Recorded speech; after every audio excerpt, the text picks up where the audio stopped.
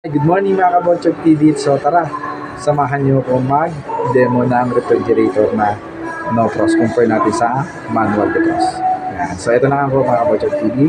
Panorin mo. Hi, good morning mga Kabonchog TV.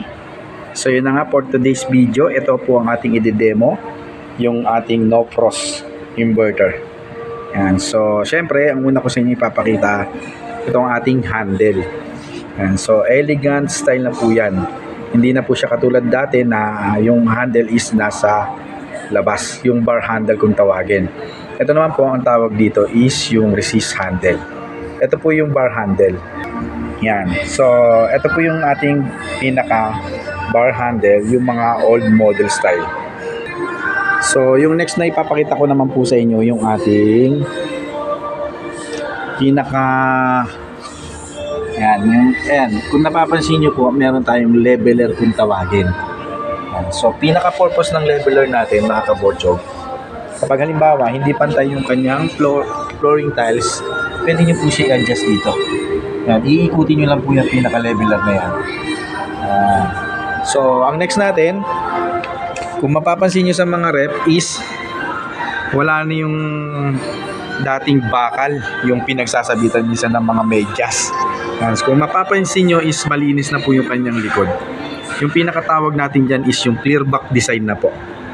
Yan. So kung mapapansin nyo rin po, baka magulat kayo bakit umiinit po itong gilid. Yan. Kagaya nga po nung sinabi ko sa inyo, yung dating condenser niya, yung katulad nito. Yan. Ito po yung ating condenser dati na ginamit. Yan. So nilagay na po siya ngayon sa pinaka-gilid. Yan, nasa gilid na po siya ng pinaka-rep. Kaya kung mapapansin nyo, bakit po ito is mainit. Yan. So, ibig sabihin niyan, nandito na yung pinaka-condenser niya. Yan, nasa gilid niya. Tapos, yung pinaka-next natin, yung loob na ng ating freezer. Yan. So, ito yung ating freezer section. Yan. So, yung freezer natin is, makapapansin nyo is big freezer po siya. Yan, so medyo malalim talaga. Yan. So yung difference naman yung itsura ng manual rep natin, ito po. Yan. Ito naman po yung manual rep natin. Yan. Kung mapapansin yung pinagkaiba lang naman nila is yung butas. Yan yung pinaka blower, wala sila. Kasi manual po yan. Yan. Ito kung mapapansin nyo, meron siyang blower. So yan yung pinaka ng no frost natin. Yan. So yung pagkakaiba ng no frost sa manual before, yung manual kasi kumakapal po yung pinaka freezer section niya, yung yellow. Yan. Kung mapapansin niyo sa freezer before, kailangan pa natin yung manual, kumbaga kailangan pa natin siyang tanggalin yung yellow, i-manual natin linisin, i-unplug. Yan. Etong no frost po is hindi niyo na kailangan siyang i-unplug, tanggalin sa saksakan. Siyempre ganun din sa manual before, ginagamitan po natin ng matutulis na katulad ng ice pick. Yan. So number 1 na bawal po yun sa mga rep. Kahit ito naman pong no frost, ganun din, bawal po siya gamitan ng ice pick, kutsilyo, tinidor, or ano yung matutulis na bagay. Yan. So for safety po yun. So meron din po tayong tinatawag na movable twist ice maker. May iba naman po yung twist ice maker. Ito po yung ating so ang purpose lang naman po ng movable twist ice maker natin, ganyan po yung design. Pag gagamitin natin yung buong freezer na ayaw natin na may twist ice maker, pwede nyo po siyang tanggalin. Yan. Kagaya po yan. Yan. So balik lang po natin. Yan. Ito rin yung pinaka shelf niya. Yan, dalawa. Ito naman po yung ating tempered glass sa pinaka freezer. Yan, kung mapapansin nyo, yung ibang freezer, yung pinaka old model is yung wire shelf, kung tawagin. Ito po yung wire shelf. Yan, sa manual defrost naman po yan. So yung sa pinaka no frost natin, ang ginagamit po is yung yan, tempered glass. So punta naman po tayo ngayon sa rep section. Yan. So ito ang ating rep section, mga kabotchog. Yan. Kung mapapansin nyo, meron siyang chiller. Ganun din naman po before, no? Meron tayong chiller sa manual defrost. And then ito po yung kanyang tempered glass shell. Yan. Tapos ito naman po yung ating vegetable fruit. Yan, storage. And then ito yung ating temperature control. Yan. So, ang pinagkaiba ng temperature control before, ito is yung pang digital control na siya. Before kasi isang ginagamit yung manual. Yan, ito po yung manual rotary kung tawagin. Ito po yung ating temperature control. Yan. So, iikutin po natin siya pag i-on natin. Yan, ima-manual po talaga siya. Hindi katulad po ng NoPros.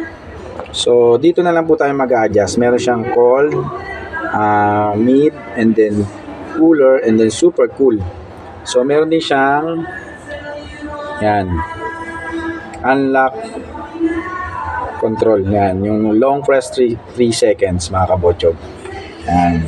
So, itong chiller naman natin, ang pinaka-ano niyan po is purpose niyan is yung mga nilalagay natin dito sa freezer na frozen, pwede natin siya dito yan, palambutin.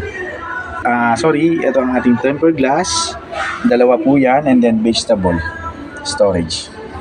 Yan. So, meron din siyang adjustable, yan, sa fruit and then sa vegetable. Yan po. Ito naman yung storage kit natin. Yan. Ito yung mga shell. Yan. So, ito yung ating lagayan ng itlog. Yan. So, 12 pieces na itlog ang pwede sa kanya. Yan. So, ito yung pinaka-gasket. Yan. Before, yung gasket natin is hindi natatanggal. Ito pwede. Movable gasket po yan. Yan. Yan. So, syempre, mga Kabotsyog TV, hanggang dito na lang po yung ating pagdedemo. Compare sa NoPros and then manual defrost inverter. So, mas matipid. Yan, mas matipid siya sa kuryente at saka mas elegant. And then, syempre, pagdating sa freezer, yan, hindi na po siya yung sisikip katulad ng mga manual na kumakapal pa yung yelo. Ito, napakaluwag. Kung ano i-load nyo, yun lang yung magiging frozen. And then, syempre, pag bumili tayo ng rep, or ng mga appliances, ang ingatan po natin yung resibo dahil po sa warranty. May mga warranty po yan. And then, mga kabotsyog, wag po rin muna pala natin siyang isasaksak pag galing po siya sa biyahe. Pahingayin po muna natin siya ng mga 3 to 5 hours, depende po sa layo. And then, dapat nakatayo po ang ating rep. And then, syempre, pag sinaksak naman po natin siya, wag mo muna natin siya lalagyan ng laman agad. Kailangan, palamigin po muna natin siya ng gusto para at least yung mga ilalagay natin pagkain tsaka tubig, hindi po siya ma-contaminate dun sa ilalagay natin kasi syempre bago pa yung ating rep, yung amoy niya nandun pa baka mahalo yun. So yun na nga mga Kabotsyog, sundin nyo lang po yung aking advice pagdating sa pag-travel yun, okay? So hanggang dito na lang mga Kabotsyog TV, sana nagustuhan nyo po yung demonstration ko na pagkakaiba ng manual and then ng NoPros inverter. Okay mga Kabotsyog, bye bye.